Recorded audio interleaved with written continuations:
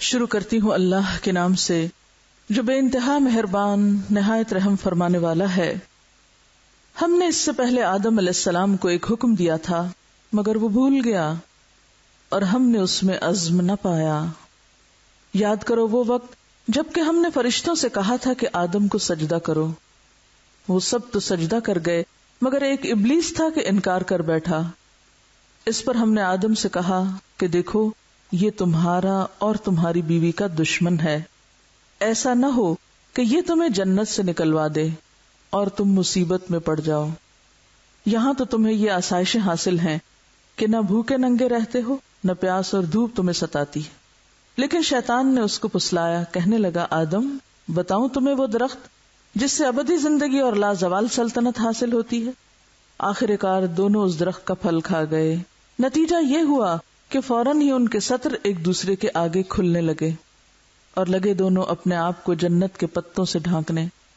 آدم نے اپنے رب کی نافرمانی کی اور راہ راست سے بھٹک گیا۔ پھر اس کے رب نے اسے برگزیدہ کیا اور اس کی توبہ قبول کر لی اور اسے ہدایت بخشی اور فرمایا تم دونوں یعنی انسان اور شیطان یہاں سے اتر جاؤ، تم ایک دوسرے کے دشمن رہو گے۔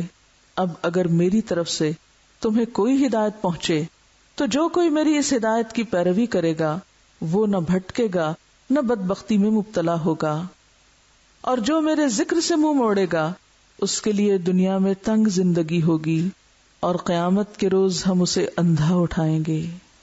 وہ کہے گا پروردگار دنیا میں تو میں آنکھوں والا تھا، یہاں مجھے اندھا کیوں اٹھایا؟ اللہ تعالیٰ فرمائے گا ہاں اسی طرح تو ہماری آیات کو جب کہ وہ تیرے پاس آئی تھی تو نے بھلا دیا تھا، اسی طرح آج تو بھلایا جا رہا ہے۔ اس طرح ہم حد سے گزرنے والے اور اپنے رب کی آیات نہ ماننے والے کو دنیا میں بدلہ دیتے ہیں، اور آخرت کا عذاب زیادہ سخت اور زیادہ دیر پا ہے۔ دوبارہ سنیے ہدنا الی آدم من قبل فنسی ولم نجد له عزما۔ ہم نے اس سے پہلے آدم علیہ السلام کو ایک حکم دیا تھا مگر وہ بھول گیا۔ وجہ کیا تھی؟ وَلَمْ نَجِدْ لَهُ عَزْمًا، کہ ہم نے اس میں عزم نہ پایا، ارادے کی پختگی نہ پائی۔ تو گویا اللہ کے حکموں کی پابندی نہ کر سکنا اور اللہ کی اطاعت پر قائم نہ رہنا، اس کا ایک بنیادی سبب ارادے کی کمزوری ہے۔ جب ارادہ پختہ ہوتا ہے تو انسان فائدہ مند چیزوں پر ہر قیمت پہ جم جاتا ہے، استقامت اختیار کرتا ہے اور اس کے لیے حد الوسع کوشش کرتا ہے۔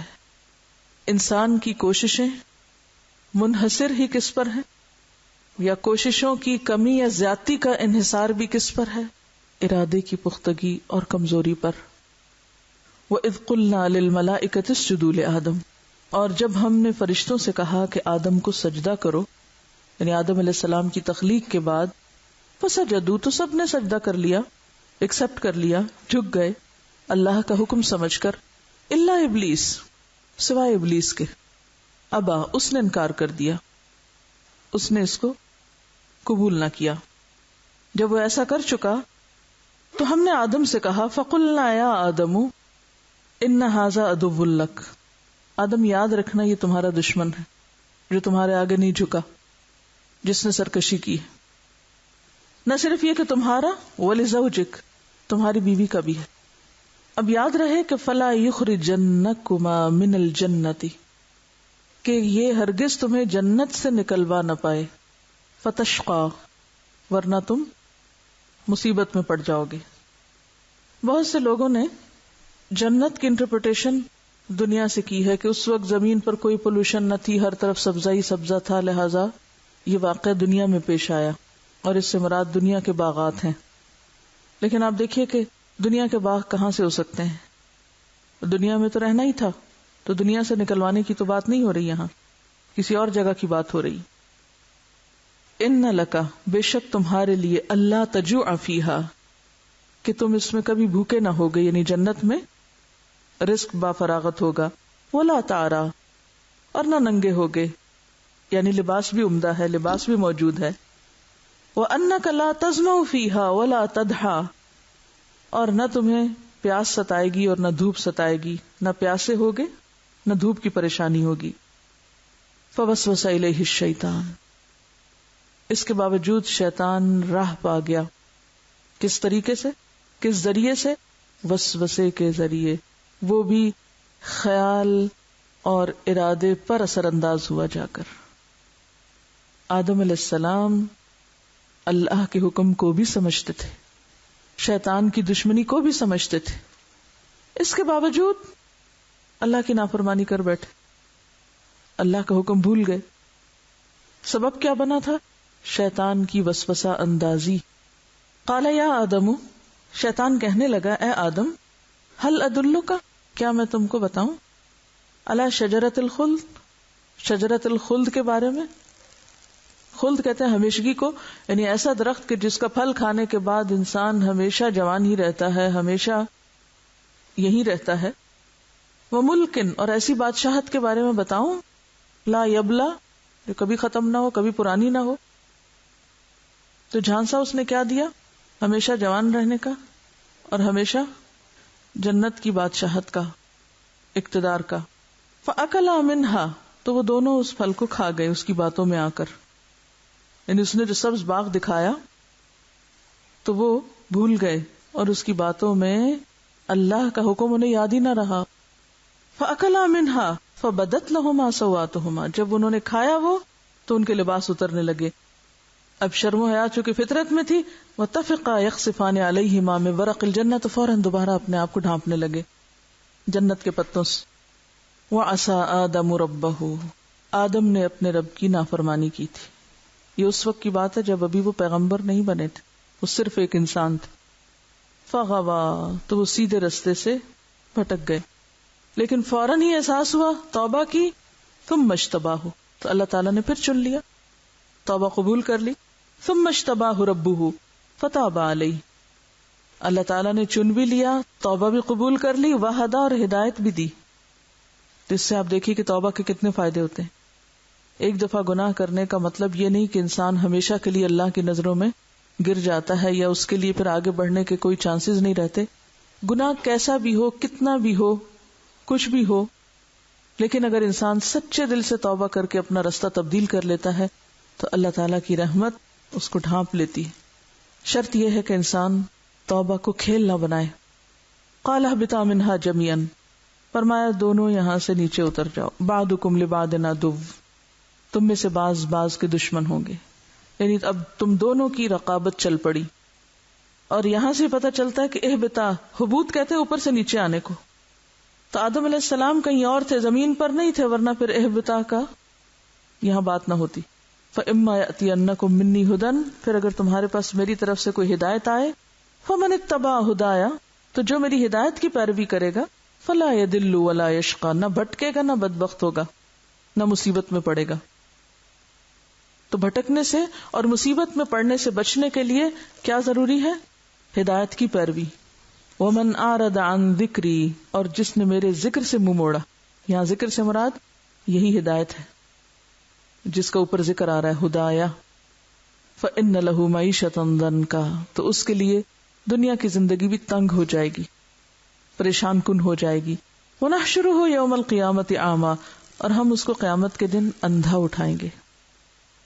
حشر کے دن مختلف لوگ مختلف طرح اٹھائے جائیں گے، کوئی چیونٹیوں کی شکل میں اٹھایا جائے گا، کوئی سر کے بل اٹھایا جائے گا، اور کوئی اندھا اٹھایا جائے گا۔ تو ایسے لوگ جو دنیا میں اللہ کی طرف سے آئی ہوئی ہدایت سے اندھے بنے رہے، وہ قیامت کے دن بھی اندھے اٹھائے جائیں گے۔ قال رب لما حشرتنی اعمی، کہے گا یا رب تو نے مجھے اندھا کیوں اٹھایا؟ وقد کنت بصیرا، میں تو دیکھنے والا تھا، میری آنکھیں تو ٹھیک کام کرتی تھی، یہ سب کیا ہوا؟ تو اس کو وجہ بتائی جائے گی۔ قال کذالک اتتک آیاتنا، قیامت کے دن اندھا اٹھائے جانے کی وجہ یہ ہے کہ ہماری آیات تمہارے پاس آئی تھی۔ یہ کون سی آیات ہے؟ وہی ہدایت جس کا اوپر ذکر ہو چکا، یعنی کتاب ہدایت کی آیات۔ فنسیتھا، تم نے ان کو بھلا دیا، پس پش ڈال دیا۔ اس میں آپ دیکھیے کہ کسی چیز کو دیکھنا نہ، پڑھنا نہ، وہ بھی آتا ہے، اور پڑھ کے پھر بھلا دینا وہ بھی شامل ہے اس میں۔ یعنی ایک وہ شخص ہے کہ جس نے کبھی کتاب ہدایت کو دیکھا ہی نہیں، وہ اندھا بنا ہوا اس سے، اور ایک وہ ہے جس نے دیکھا اور بند کر دیا اور پڑھ کے ایسا ہو گیا گویا اس نے کبھی پڑھا نہ تھا. وَكَذَلِكَ الْيَوْمَ تُنسَىٰ، آج تمہاری سزا یہ کہ تم بھی بھلائے جا رہے ہو، تمہارا بھی کوئی پرسان حال نہیں. خلاصہ کیا ہے؟ وَكَذَلِكَ نَجْزِي مَنْ أَسْرَفَ، جو بھی حد سے بڑھتا ہے، اپنی بندگی کی حدود کو چھوڑتا ہے، ہم اس کو ایسی ہی جزا دیتے ہیں. وَلَمْ يُؤْمِن بِآيَاتِ رَبِّهِ، اور اپنے رب کی آیات کو مانتا نہیں ہے. نہ ماننے سے کیا مراد ہے؟ قبول نہیں کرتا، عمل نہیں کرتا. وَلَعَذَابُ الْآخِرَةِ أَشَدُّ وَأَبْقَىٰ، اور البتہ آخرت کا عذاب زیادہ شدید اور زیادہ باقی رہنے والا ہے. کس کے مقابلے میں؟ دنیا کی معیشت دنکا کے مقابلے میں. پھر ایک دفعہ ارادے کی کمزوری پہ بات نہیں ہے، یا پھر ذکر الہی سے روگردانی کا انجام. اور روگردانی بھی کیوں ہوتی ہے بنیادی طور پر؟ تو مرکزی نقطہ کیا ہوا پھر؟ ارادے کی کمزوری. کسی بھی کام کو کرنے کے لیے، کسی بھی منزل تک پہنچنے کے لیے، کہیں بھی کامیابی حاصل کرنے کے لیے کیا ضروری ہوتا ہے؟ کہ انسان قل آمنت باللہ ثم استقم، استقامت اختیار کرے، اور پھر کوئی دوسرا خیال دماغ میں نہ آنے دے، کوئی وسوسہ، کوئی شیطانی چال، کوئی ادھر ادھر کی بات نہیں. جب ایک دفعہ کہہ دیا کہ اللہ ایک ہے، اللہ میرا رب ہے، اللہ ہی سب سے بڑا ہے، تو پھر کوئی دوسری چیز انسان کو اس سے نہ ہٹا سکے. کیونکہ اگر انسان اس سے ہٹ گیا تو گیا، چاہے وہ اللہ کا کتنا ہی پیارا کیوں نہ ہو. آدم علیہ السلام کو اللہ تعالیٰ نے اپنے ہاتھ سے بنایا تھا، ماں اور باپ کے بغیر بنایا تھا. سب انسانوں میں سے پہلے انسان ہونے کا شرف ان کو حاصل ہے.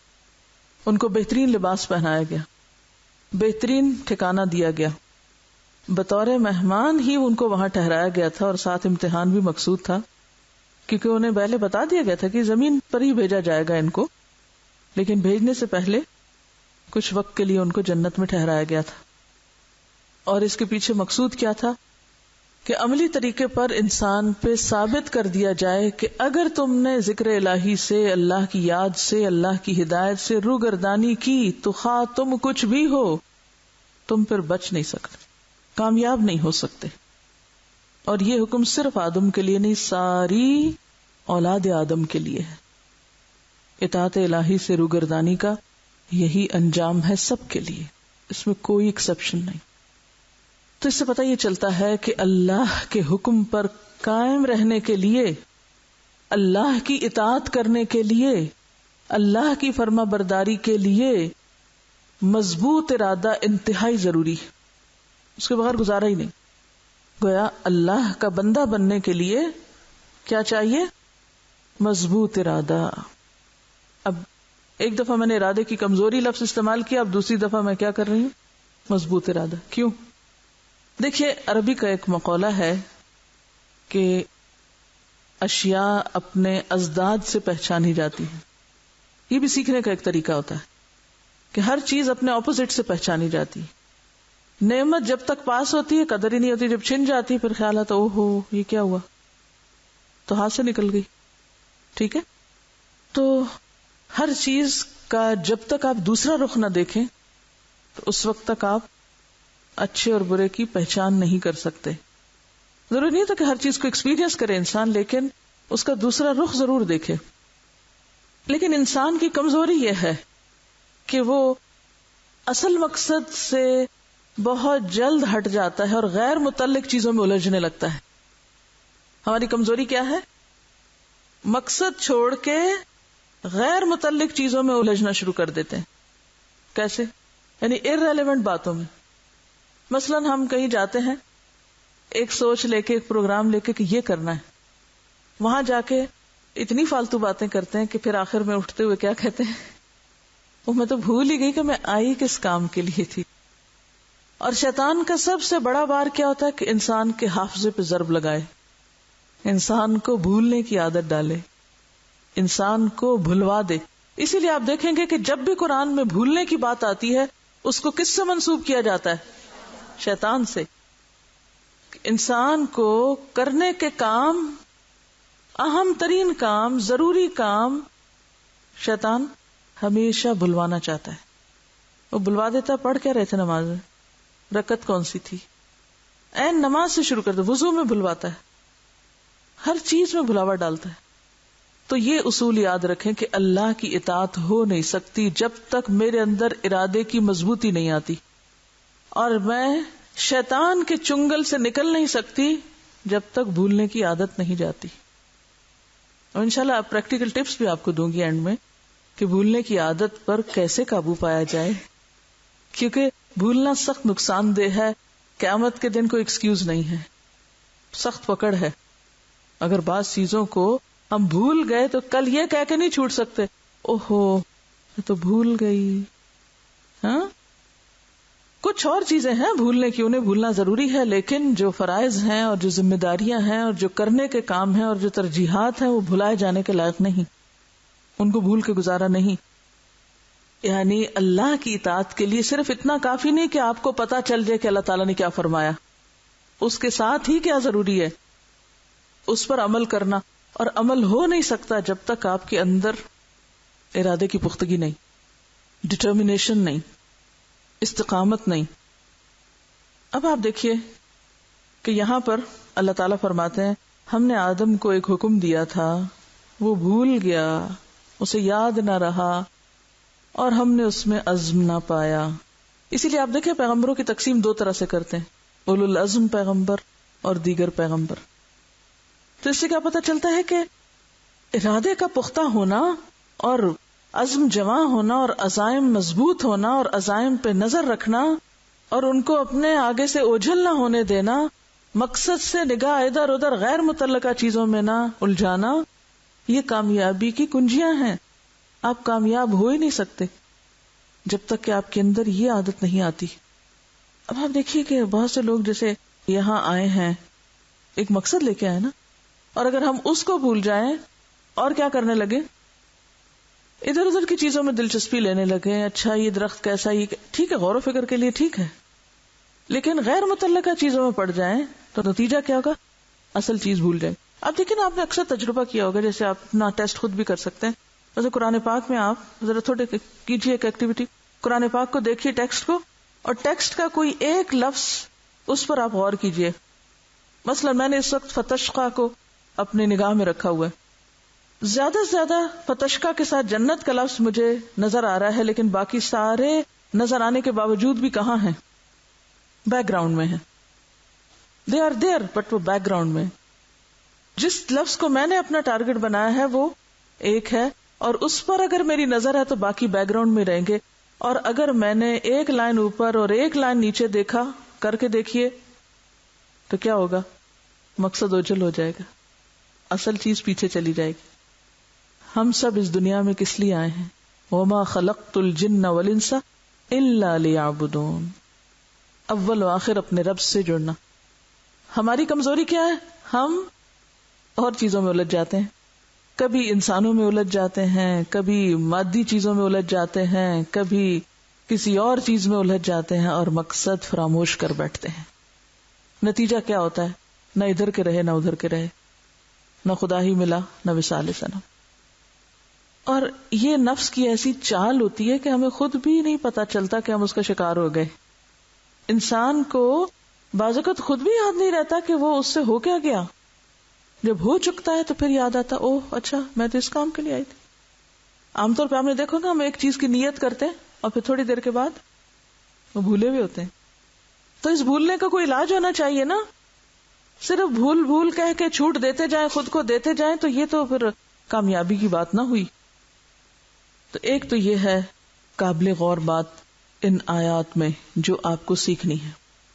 دوسری بات یہ ہے کہ یہاں پر ہم دیکھتے ہیں کہ اللہ تعالیٰ نے فرشتوں سے کہا آدم کو سجدہ کرو, سب نے کیا الا ابلیس.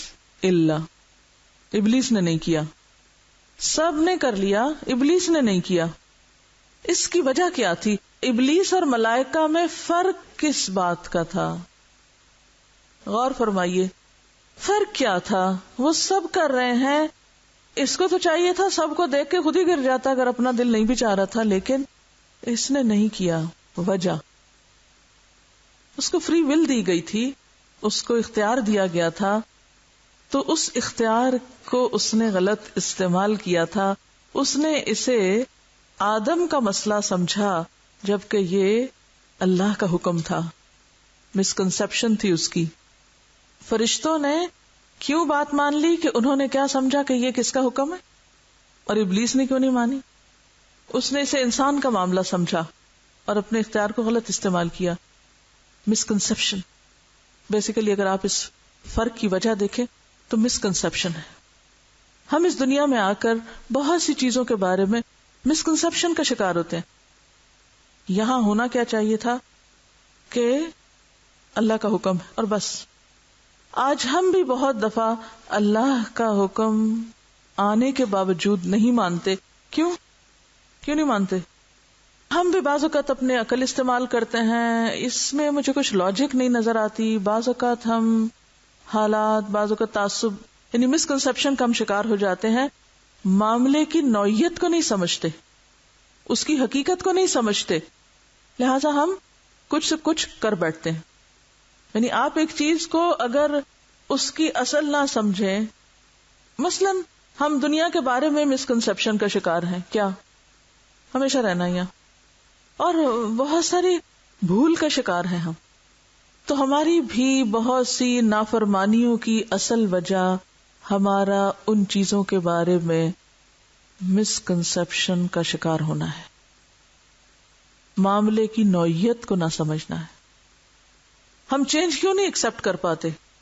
اس کے پیچھے بھی ایک ریزن یہ ہوتی ہے, ہم ایک چیز کو ایک نظر سے دیکھ رہے ہوتے ہیں. ہم سمجھتے ہیں ہم تو مر جائیں گے اس کے بغیر, نہ تو گزارا ہی نہیں اس کے بغیر.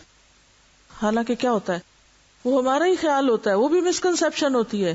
نہیں مرتے آپ, اس کی حقیقت کو نہیں سمجھ رہے ہوتے. کسی بھی چیز کی اصل حقیقت, کسی معاملے کی اصل حقیقت کو نہ سمجھنا کیا ہے؟ مسکنسپشن کا شکار ہونا ہے. دیکھیے تعلقات کی خرابی کیوں ہوتی ہے؟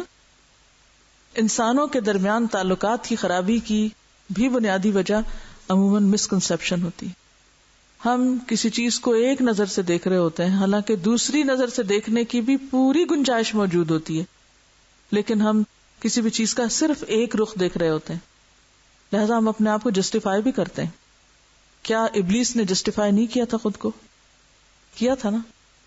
بعض اوقات دونوں پہلو سامنے ہوتے ہیں, دونوں رخ ہم دیکھ رہے ہوتے ہیں, لیکن ہماری پرسپشن ہماری پسند کے مطابق ہوتی ہے. کسی بھی چیز کو ہم پھر کیسے لیتے ہیں؟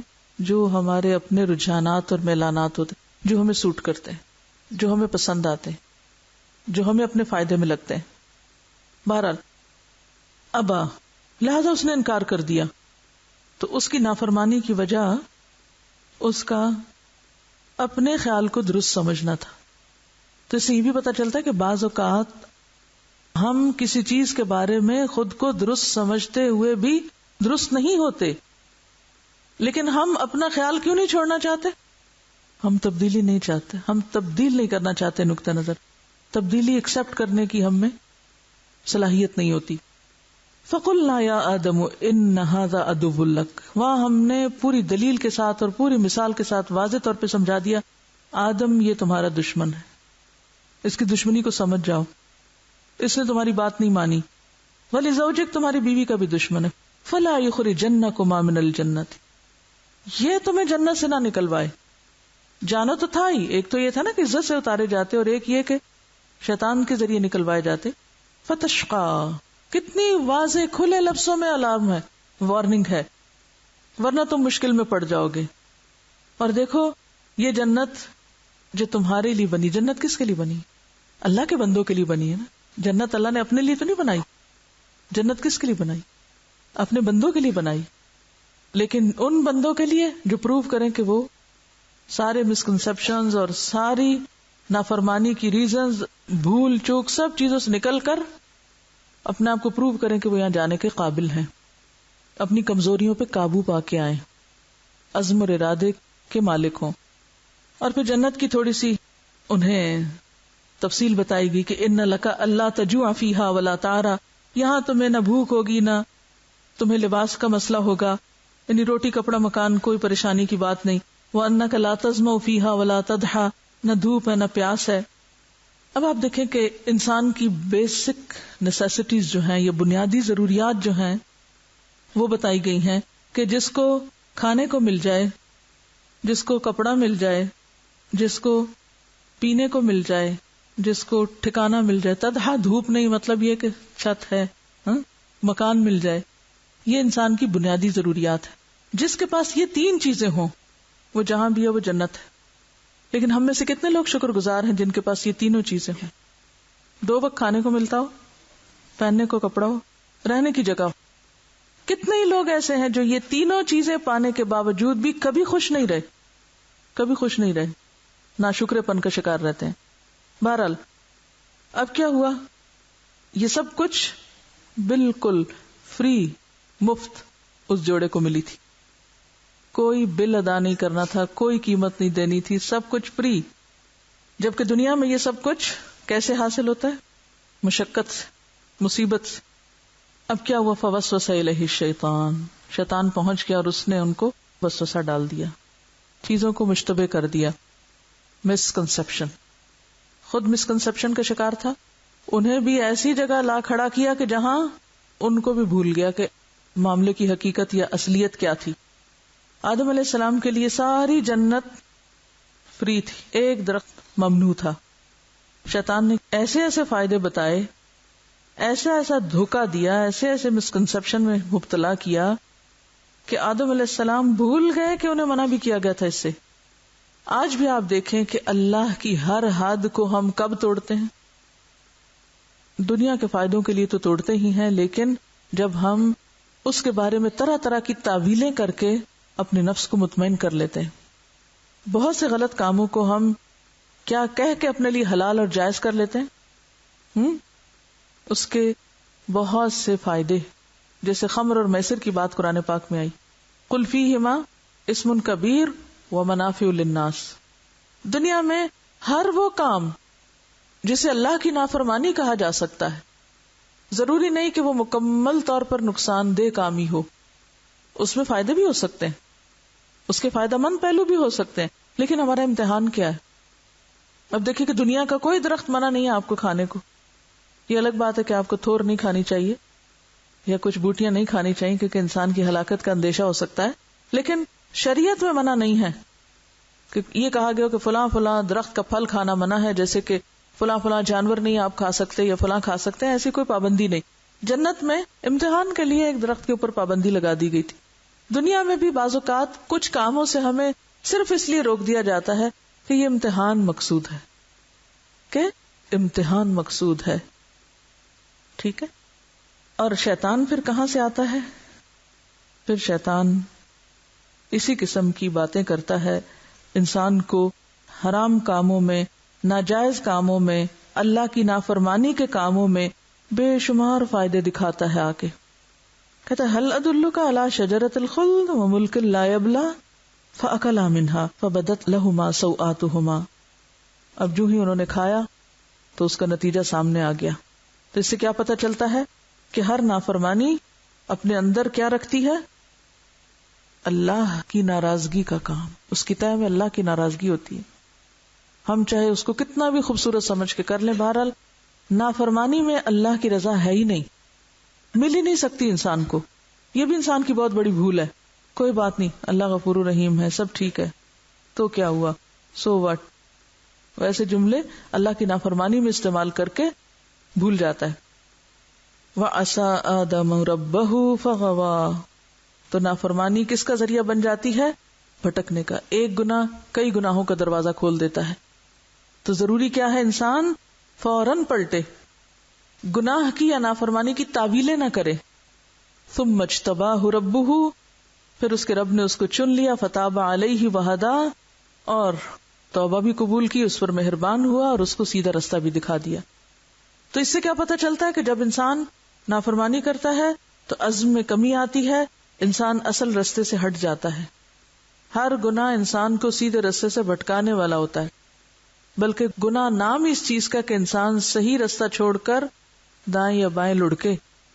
یہ بالکل ایسے ہی جیسے آپ ایک سڑک پر جا رہے ہوں، ایک طرف پہاڑ اور دوسری طرف کھائی ہو. اگر آپ پہاڑ کی طرف جائیں گے تو کیا ہوگا؟ ٹکر لگے گی، اور اگر دوسری طرف جائیں گے تو کیا ہوگا، نیچے جا گریں گے.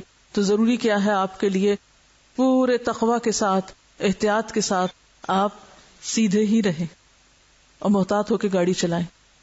یہ دنیا کا سفر بھی اسی چیز کا تقاضا کرتا ہے. اور اگر آپ کسی وقت بھی سو گئے، کسی وقت بھی غافل ہو گئے، کسی وقت بھی آپ کے عزم میں کمی آ گئی تو کیا ہوگا، نقصان سے بچ نہ سکیں گے. اب کیا ہوا، اللہ تعالیٰ نے فرمایا جاؤ یہاں سے، قَالَ اهْبِطَا مِنْهَا جَمِيعًا بَعْضُكُمْ لِبَعْضٍ عَدُوٌّ. انسان بھی زمین پہ، شیطان بھی زمین پہ، اور دونوں ایک دوسرے کے دشمن. قیامت تک اب آپس میں تمہارا مقابلہ ہے. اس دنیا میں مرتے دم تک انسان کا مقابلہ کس سے ہے؟ شیطان سے. ابلیس اپنی ساری کوششیں کس میں لگا رہا ہے؟ انسان کو بہکانے میں. اور اس کے جواب میں انسان کو کیا کرنا ہے کہ اپنا سب سے بڑا دشمن کس کو سمجھے؟ ابلیس کو سمجھے، اور اس کی دشمنی سے بچے. کیا کرنا ہوگا اس کی دشمنی سے بچنے کے لیے؟ وہ سوراخ بند کرنا ہے جہاں سے وہ نکل کے آتا ہے کاٹنے کے لیے. وہ سوراخ کون سا ہے؟ وسوسوں کا. تو اصلاح کہاں سے شروع ہوگی؟ پھر اصلاح کہاں سے شروع ہوگی؟ سوچ سے. سوچ، خیالات، عزائم، نیتیں، ارادے. انسان جو کچھ سوچتا ہے وہی بولتا ہے، جو کچھ سوچتا ہے وہی کرتا ہے. اگر سوچ شیطان کے شکنجے میں ہے تو عمل درست ہو ہی نہیں سکتا. خواہ وہ عمل بظاہر کتنا بھی اچھا لگ رہا ہو، وہ کیا ہوتا ہے، بظاہر انتہائی خوشنما عمل بھی دراصل قبول نہیں ہوتا. اسی لیے اللہ تعالیٰ نے کیا فرمایا، قُلْ هَلْ نُنَبِّئُكُمْ بِالْأَخْسَرِينَ أَعْمَالًا الَّذِينَ ضَلَّ سَعْيُهُمْ فِي الْحَيَاةِ الدُّنْيَا وَهُمْ يَحْسَبُونَ أَنَّهُمْ يُحْسِنُونَ صُنْعًا. یہاں بھی کیا ہے، مسکنسپشن ہے، دھوکہ ہے، سوچ ہی غلط. تو گویا ہم یوں کہہ سکتے ہیں، غلط سوچ غلط انجام تک لے جاتی ہے، اور درست سوچ درست انجام تک لے جاتی. اسی لیے اسلام میں عقیدے کو بنیادی اہمیت حاصل ہے کہ انسان کا اگر بنیادی عقیدہ درست نہیں، اللہ پر مضبوط ایمان نہیں، پختہ عزم نہیں، اس تک پہنچنے کے لیے، اس کو پانے کے لیے، اس کی رضا حاصل کرنے کے لیے جب تک نیت خالص نہیں، ساری کوششیں بیکار، سب دھوکا ہے. پھر تو کرنے کا کام کیا ہے؟ ہر اس چیز سے بچنا جو ہماری سوچ پر اثر انداز ہو، جو ہمارے خیالات پر اثر انداز ہو اور ہمیں غلط چیز کی طرف لے جائے. چلے دوسرے لفظوں میں آپ یوں کہیے، ساری کوششوں کا خلاصہ اور نتیجہ اور مرکزی نقطہ پھر کیا ہے؟ اللہ کی رضا پانا. وہی سامنے رہے، اس کی رضا نگاہوں سے اوجھل نہ ہو. دنیا کے حالات کچھ بھی ہوتے رہیں، کوئی کچھ بھی آپ کو کہتا رہے، اس کی رضا نہ بھولیں. فَإِمَّا يَأْتِيَنَّكُم مِّنِّي هُدًى، تو اللہ تعالیٰ نے انسان کی یاد دہانی کے لیے انتظام کر دیا. کیا کہ وقتاً فوقتاً پیغمبر بھیجے اور انسان کے لیے ہدایت کا راستہ کھول دیا. فَمَنِ اتَّبَعَ هُدَايَ، ایک طرف کیا بتایا، جو اس ہدایت کی پیروی کرے گا فَلَا يَضِلُّ وَلَا يَشْقَى، نہ بھٹکے گا نہ بدبخت ہوگا. اس سے بھی کیا پتہ چلتا ہے، نہ بھٹکے گا نہ مصیبت میں پڑے گا. تو سوچ کا انحراف کدھر لے جاتا ہے؟ مصیبت کی طرف. تو سوچ درست رکھنے کے لیے نسخہ کیا ہے؟ اتباع ہدایت. وَمَنْ أَعْرَضَ عَنْ ذِكْرِي، اور جو اس ہدایت سے منہ موڑ جائے گا پھر اس کے لیے کیا ہے؟ فَإِنَّ لَهُ مَعِيشَةً ضَنْكًا، سب سے پہلے تو اس کے لیے دنیا جہنم بننے لگے گی. دنیا میں ہی مصیبت شروع ہو جائے گی، دنیا میں ہی تنگی آنے لگے گی. اسی لیے کیا ہوتا ہے، بہت سے لوگوں کے پاس روٹی، کپڑا اور مکان ہوتا ہے لیکن پھر بھی وہ غمگین رہتے ہیں. اگر سب لوگ صرف ان 3 نعمتوں پر شکر گزار ہو جائے، سارے غم دور ہو جائیں. قناعت نہیں ہے نا ہمارے اندر، شکر گزاری بھی نہیں آتی، صبر بھی نہیں آتا، اطمینان بھی نہیں آتا. لہذا بڑے سے بڑے گھر ہمارے دلوں میں وسعت نہیں پیدا کرتے، ان گنت قسم کے کھانے ہمارے دل کو کوئی خوشی نہیں دیتے. سب کچھ ہوتے ہوئے بھی انسانوں کے ہجوم میں بھی ہم تنہا ہوتے ہیں، کیونکہ ہم اعرض عن ذکری کے جرم کے مرتکب ہوتے ہیں. تو جو میرے ذکر سے اعراض برتے گا، جو میرے ذکر کو چھوڑ دے گا، اس کتاب ہدایت سے منہ موڑے گا، فَإِنَّ لَهُ مَعِيشَةً ضَنْكَا۔ عارضہ کا لفظی مطلب جو ہے نا یہ عرض سے نکلا ہے، کسی کے سامنے کوئی چیز پیش کرنا، اور عارض عن ہوتا ہے اس چیز سے دوسری طرف چل پڑنا۔ اب ہم نے یہ دیکھا کہ انسان کے لیے امتحان کیا ہے کہ نمبر 1 شیطان کے وسوسوں سے بچے، ٹھیک ہے، بھولنے سے بچے، ٹھیک ہے، استقامت اختیار کرے، صحیح ہے، سیدھے رستے پر چلتا جائے، ٹھیک ہے۔ لیکن بھول تو انسان کے ساتھ ہے، شیطان تو انسان کے ساتھ ہے، تو اس کا توڑ کیا ہے؟ اگر ایک طرف یہ یلغار ہے، شیطان آ رہا ہے، اپنے ارادے کی کمزوری ہے، یہ رکاوٹ ہے، وہ رکاوٹ ہے، تو دوسری طرف اینٹی ڈوٹ بھی تو دیا گیا نا، ان چیزوں کا توڑ بھی تو دیا گیا، اور وہ کیا ہے؟ کتاب ہدایت، یہ قرآن۔ لیکن جو شخص اس کو چھوڑ دیتا ہے اور اس کے بغیر اپنی خواہشات، اپنے سوچوں، اپنے فلسفوں پر زندگی بسر کرنے لگتا ہے، تو نتیجہ کیا ہوتا ہے؟ شیطان اس کو بھٹکاتا چلا جاتا ہے۔ یعنی کوئی شیلڈ ہے ہی نہیں اس کتاب کے سوا کہ جس میں انسان شیطان سے بچ کر محفوظ ہو۔ یہی پناہ گاہ ہے، مضبوط قلعہ ہے۔